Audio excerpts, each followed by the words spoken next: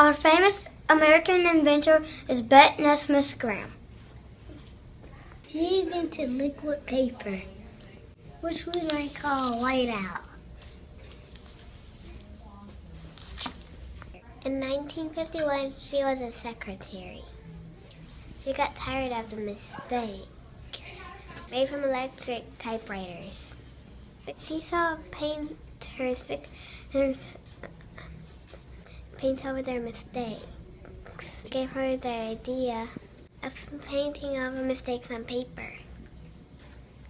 She called this mixture mistake out. Lots of other secretaries wanted to use it too.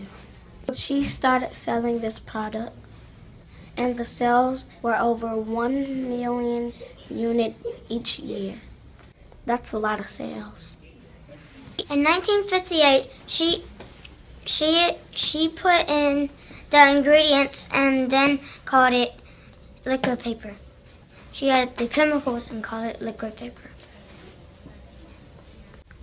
We are learning about United We Stand. How does liquid paper unite us? It helps us to do our job more quickly. Thank you, Bette Nesmith Graham.